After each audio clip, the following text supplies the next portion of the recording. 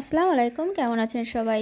আজ অনেক দিন পরে হাজির হলাম একটি পেন্সিল স্কেচ নিয়ে। তো ছবি আঁকতে আঁকতে কিছু কথা আপনাদের সাথে শেয়ার করব। আশা করি আজকের ভিডিওটা আপনাদের ভালো লাগবে। তবে চলুন শুরু করা যাক।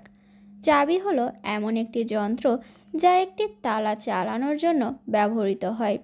একটি সাধারণ চাবি হলো দুটি অংশ নিয়ে গঠিত।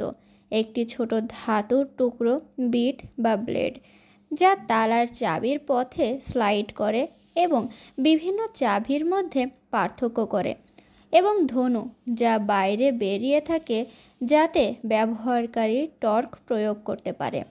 এর সহজতম বাস্তবায়নে একটি চাবি একটি তালা বা তালার সেট পরিচালনা করে যা একই রকম চাবিযুক্ত। একটি তালা অথবা চাবি ব্যবস্থা যেখানে প্রতিটি একই রকম চাবিযুক্ত তালার জন্য একই অনন্য চাবির প্রয়োজন হয়। প্রতিটি তালাবদ্ধ স্থানে প্রবেশের জন্য একটি নিরাপত্তা চিহ্ন হিসেবে কাজ করে। তালাগুলি কেবলমাত্র সঠিক চাবিধারী ব্যক্তিদেরই এটি খুলতে এবং প্রবেশাধিকার পেতে সাহায্য করে। আরও জটিল যান্ত্রিক তালা অথবা চাবি ব্যবস্থায় দুটি ভিন্ন চাবি, যার মধ্যে একটিকে মাস্টার চাবি বলা হয়, তালা খোলার জন্য কাজ করে। সাধারণ ধাতুগুলির মধ্যে রয়েছে পিতল ধাতু, পট্টাবৃত পিতল, নিকেল, রূপা এবং ইস্পাত। চাবি ছাড়াই তালা খোলার কাজকে তালা তোলা বলা হয়। ৬,০০০ বছরেরও বেশি সময় ধরে তালা ব্যবহার করা হয়ে আসছে, যার একটি প্রাথমিক উদাহরণ প্রাচীন অ্যাসিরিয়ার রাজধানী নিনেভের ধ্বংসাবশেষ আবিষ্কৃত হয়েছিল। এই ধরনের তালাগুলিকে মিশরীয় কাঠের পিন লকে রূপান্তরিত করা হয়েছিল, যার মধ্যে একটি বল্টু, দরজার ফিক্সার বা সংযুক্তি এবং চাবি ছিল।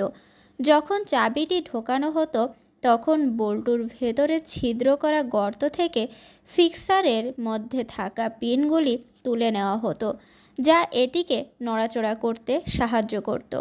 যখন চাবিটি সরানো হতো তখন পিনগুলি আংশিকভাবে বল্টুর মধ্যে পড়ে যেত, যা চলাচলে বাধা দিত। একটি কি হোল হলো একটি গর্ত বা ছিদ্র যা চাবি গ্রহণ করে। তালার কিওয়ে আকার তালা প্রস্তুতকারকের ওপর নির্ভর করে এবং ব্যাপকভাবে পরিবর্তিত হয়, এবং অনেক নির্মাতার কাছে বেশ কয়েকটি অনন্য প্রোফাইল থাকে, যার জন্য তালার টাম্বলারগুলিকে সংযুক্ত করার জন্য একটি বিশেষভাবে মিশ্রিত চাবি ফাঁকা প্রয়োজন হয়।